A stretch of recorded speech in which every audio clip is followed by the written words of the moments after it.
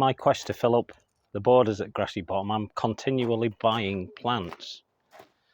And like everybody else, I buy too many. So I went away this weekend and I ended up down at a walled garden in Norfolk called West Acre.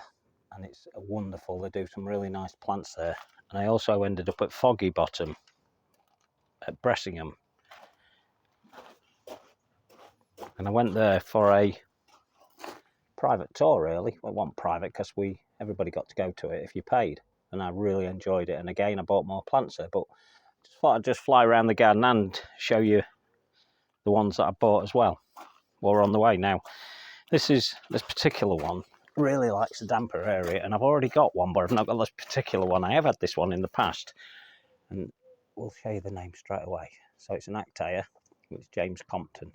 It produces these lovely long spikes, and they have a really nice scent. It reminds me of bubble gum or chewing gum, but bubble gum, the old high blow bubble gum it was called. And for those that are familiar with that, they'll know exactly what scent I'm talking about. Now, as you know, I'm into eupatoriums,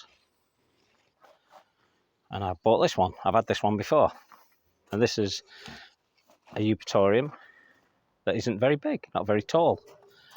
It's what they call a dwarfing one, but how dwarfing I cannot remember. I'm just looking now.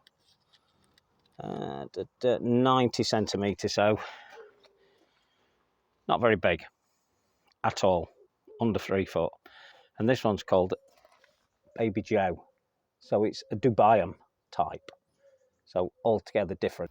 So this is another elder, and although I have seen this one before, I've never had it, and it's called Sambucus Serenade, and it has new shoots that are pinky red in colour in spring and early summer really, and it has white flowers as most of them do, and it has a really attractive autumn foliage, pinky red. So we're not sure where we're going to put that, but I just wanted to give it a try. Called Pekinensis, and I've heard the name, but I've never had it before. And it's quite uncommon, as it says on the label, uncommon in cultivation, a bushy perennial with handsome foliage in yellow flowers, as they all are. They're all really good anyway. But I think this is going to have a wonderful autumn or spring colour, judging from these flowers. The flowers are quite nice, actually. A lovely colour. So they're quite nice. So, yeah. And again, where we're going to put that, I do not know. So we'll take you down to a very common shrub, or so you think. I'll show you this one. Now this is a Bressingham introduction this year. And this is called Buddleia Bressingham Bountiful. And it is a really nice looking one, as lots of Buddleias are. This one's been on trial for 10 years at Bressingham, but they finally released it to the market. In fact, this very weekend. I've decided that I'm putting it here. I'm not putting it here, I've already put it here. And I've put it here because this is a more wilder section that over time will be developed into a wilder looking garden, will fill up, the grass will eventually be taken away. But for now, we'll keep it as it is. And I've left enough room at the moment to be able to mow through.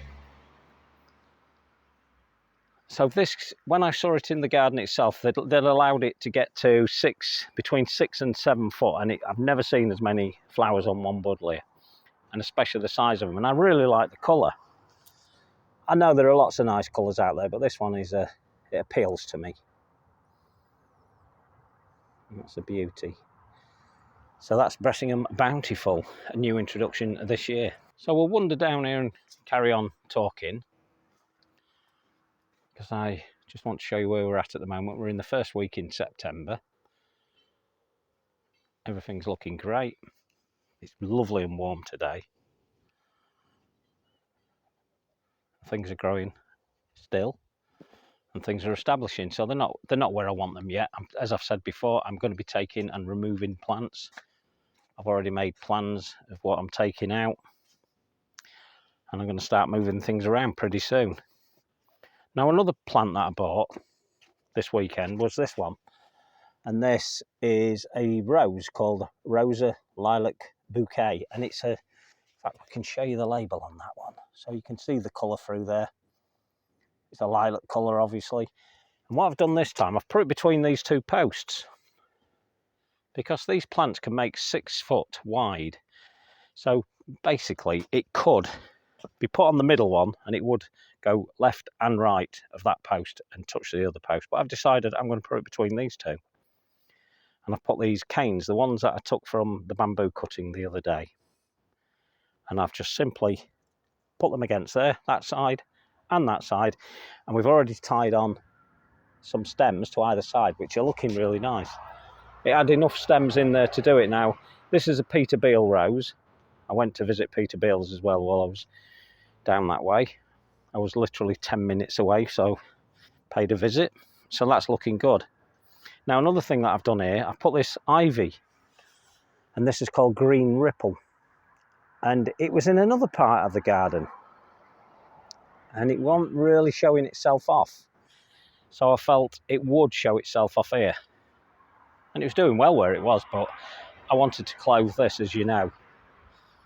So some people find ivies a little bit boring, but I really like them.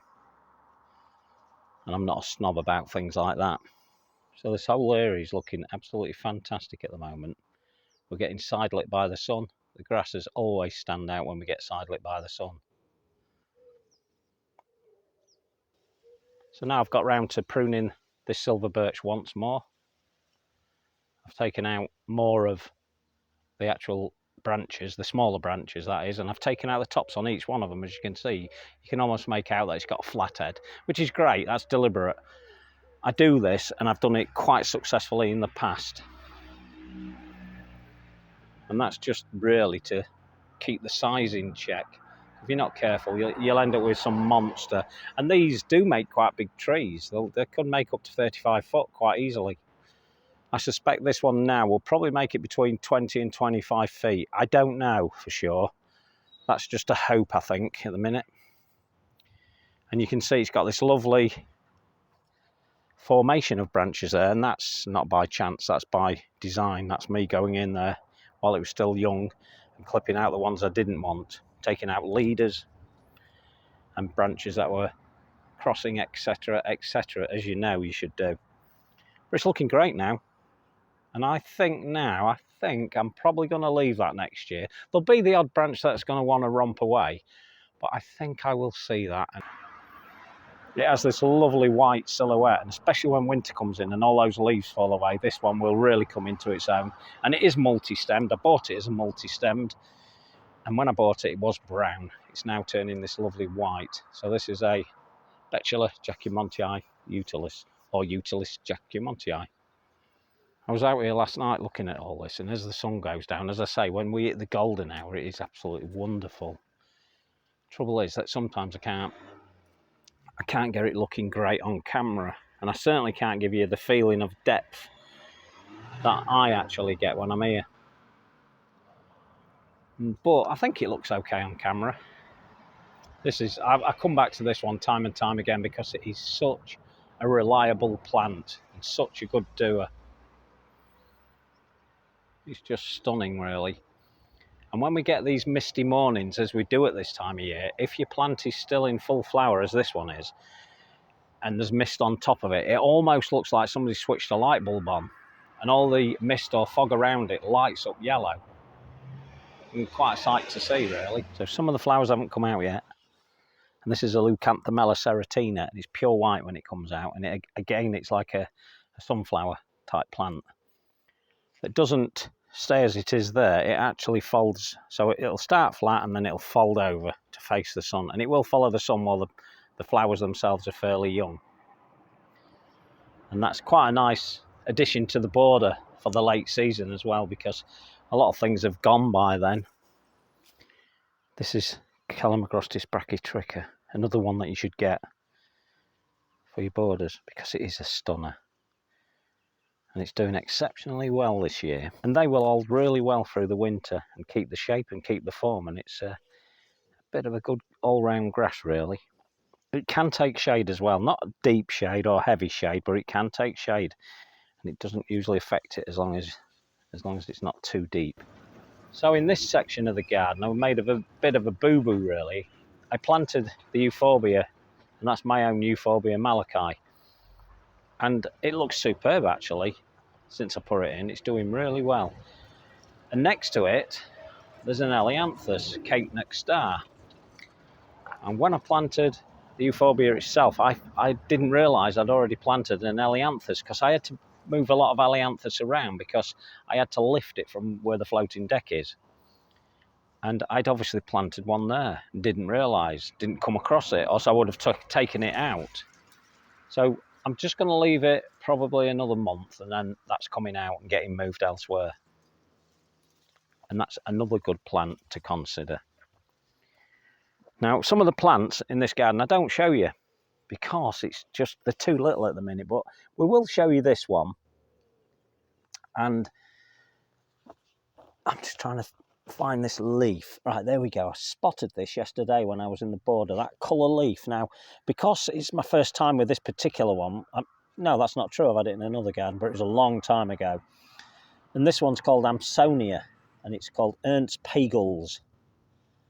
And it has what's described as slate blue flowers when they come out. And there's the seed head. So I can get some more plants from that, believe it or not, obviously. So that's the famous Ernst Pagels who discovered this one, or raised this one, as we say. And it has a wonderful, wonderful autumn colour. And hopefully I'll be able to show you some of those as we go through. I'm quite intrigued by the fact that it's put that colour there, that leaf. It's a chocolatey brown, almost jet black. And I do believe there are varieties like that. But this is Ernst Pagels. So for now, we shall leave that alone. I'm in my border at the minute. This is the boardwalk border, and I shouldn't really walk in here, but I do all the time because I'm compacting the soil. Every time I walk through it, we compact the soil. Now, if you do this on a regular basis, you really need to get what I call a three-pronged cultivator out and drag it through and just break that soil back up, because you don't want to compact it. Now, especially down this end, because there is a little bit of clay down here.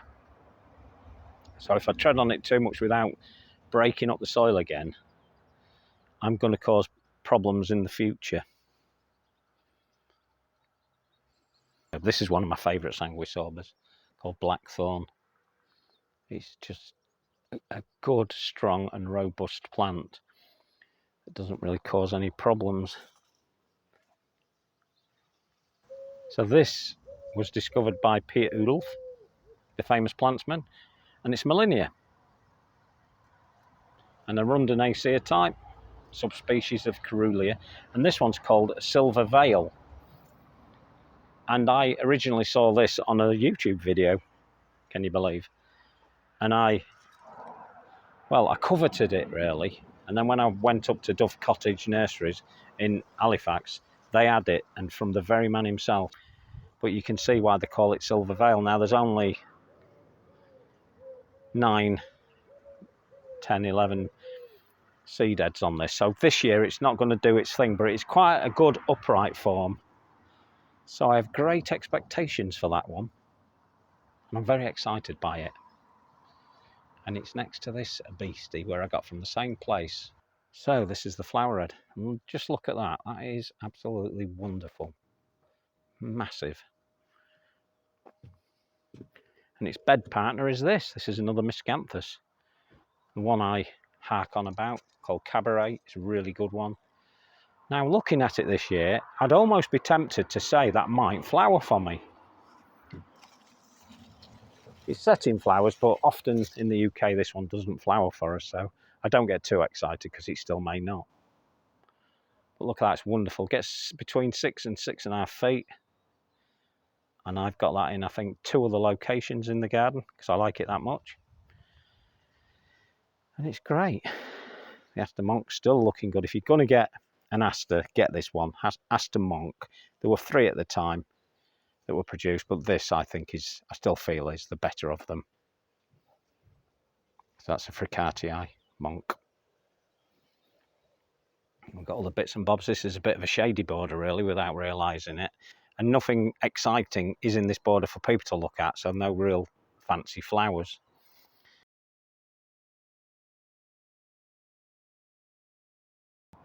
And this particular tiny little one is called Izo Muzaraki. I'll put the full name on the screen. And this is about to come out with hundreds of flowers, and it's going to look wonderful. That's Viburnum Davidi, and that is 3. And this is the one that I said is likely to be the true one. Small and squat, as you can see here, and that's how the true one should look. A lot of seed raised ones, as we've had this argument many times before, simply aren't correct. They are Davidi still. I don't know how to explain it really, but you really need to get these attributes because this is a true one then. These ones were bought from a very good nursery, and they've obviously kept it true. So it's looking great.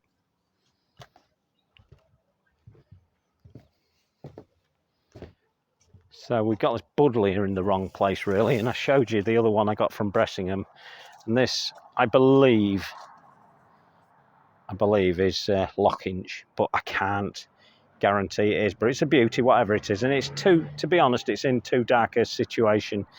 I will remove it, I will put it in another area. It's not always easy to do that, so I may be tempted to take a cutting before I attempt it, because I got this many years ago from a garden that had been abandoned because it looks so beautiful. It's a really nice smell. Now here's again I get things wrong all the time now. Don't forget I was in a bit of a rush when I was planting this border up. There's so much wrong in this border because some of it was getting planted in during the spring when I had to get some plants in, and I bought more plants than this, and it was put here by mistake because at the time I had to get it in and it needed to go somewhere, and somewhere in the garden is better than nowhere, and I didn't want to keep it in the pot. And the sun's just hitting it there and it's doing okay. I believe it can do okay in sort of semi-shade. I'm not 100% sure, but it's a Solidago and it's called Lloydster Crown. And it really is in the wrong place. It really does need to be moved. A lot of people don't like yellows, and I'm not really a fan of yellows, although I've got lots of yellows. I prefer golden yellows. Well, this is more of a, I'd describe that as a lemon yellow, really, on the darker side of lemon, but nevertheless, really nice.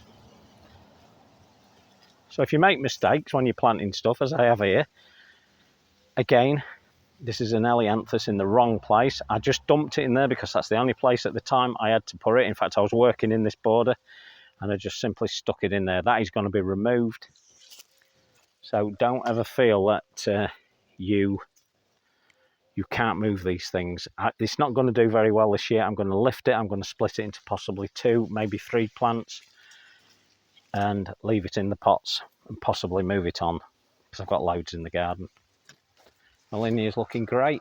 I don't often come this side, but looking at it from here, look at that. That's just wonderful. I just love these. I know I'm a sad, geeky type, but look at that. That is, I would say, 7, 8 feet. Easily 8 feet now. And that one is Melinia caerulea, subspecies Arundinacea, and this one is windsowl, and it means windsail, and it is truly a beauty. Definitely a beauty. The other one I would recommend is one called Windspiel and also Cal Forster. They're 2 other wonderful ones.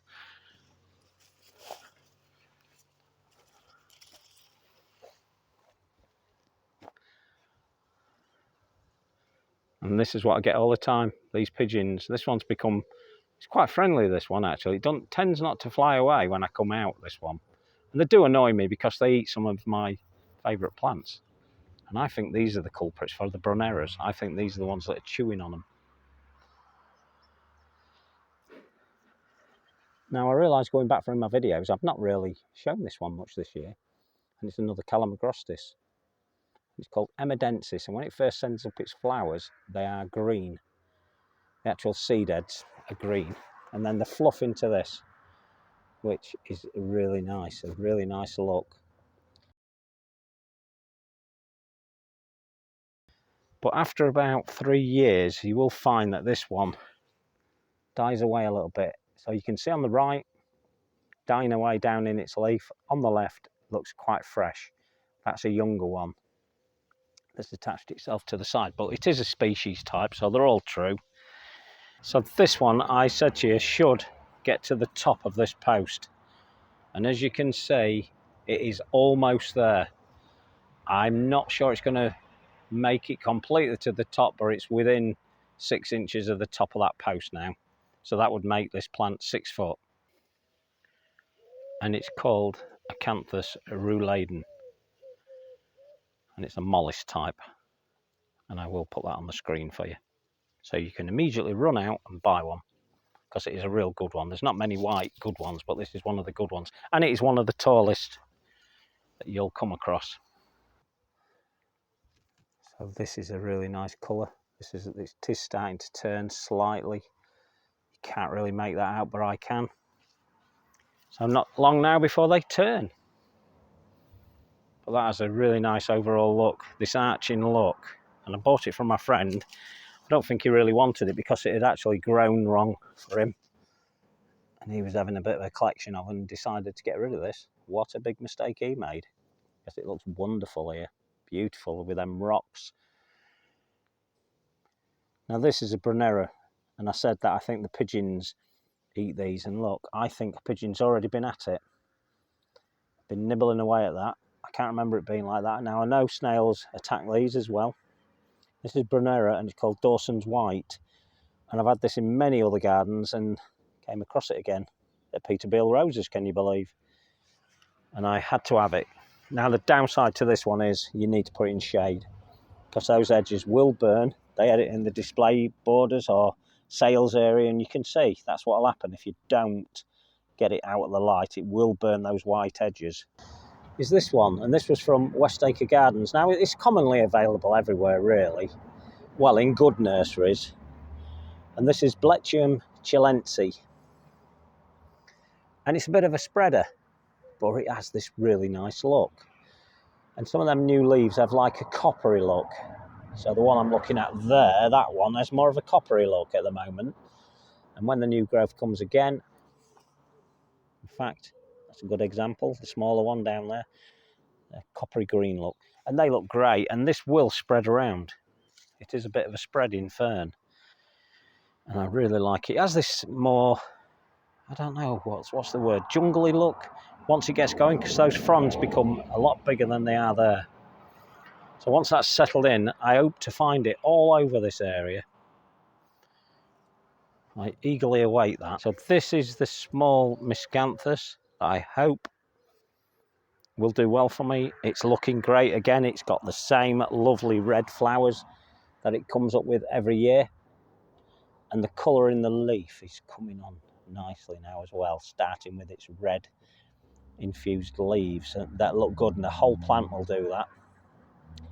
I just need it to remain small. I call that one Sprite. It's very nice indeed. Talking about tall growing plants, look at that. Beautiful. Andropogon Grassy, Weinheim Burgundy, and has this lovely coloured seed head. It's quite tall, skinny and upright, and it's doing really well. So the Eupatorium Skinny Mini is looking really nice now. It's getting well established. I know I'll show you some of the same plants, but they're worth showing a second, third and fourth time. But now look, we've got a new one here, and this is a Helenium, and it's a very small growing one, probably won't grow bigger than 2 foot. This one came from Bressingham Gardens, and it's called Helenium Betty. And I love it. I love the colour, the burnt orangey colour. I guess that's what that's called. That's how I'd describe it anyway. And it just has this really nice look, and I've put it next to the telegraph poles because once I get the rest of the telegraph poles in, I think that's going to sit in here lovely. So that's another new one. So this one I've decided to keep in a pot, and it's called Helenium Ruby Tuesday, and it's a beauty. It's very, very small, this one. That's why I'm keeping it in the pot. A good pot Helenium if you're looking for a good pot Helenium, and it's lovely. So goodbye, Ruby Tuesday. So this is looking wonderful, and this is a Scabiosa columbaria ochroluca, and it is a mass of flowers. Again, a plant that's kind of outdone its own situation. Nevertheless, I like it there. I quite like it against the box edging. It looks quite nice, and it's permanently got bees on it.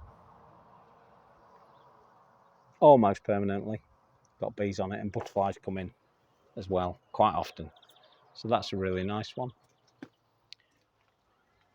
So this is the gravel area, the gravel border.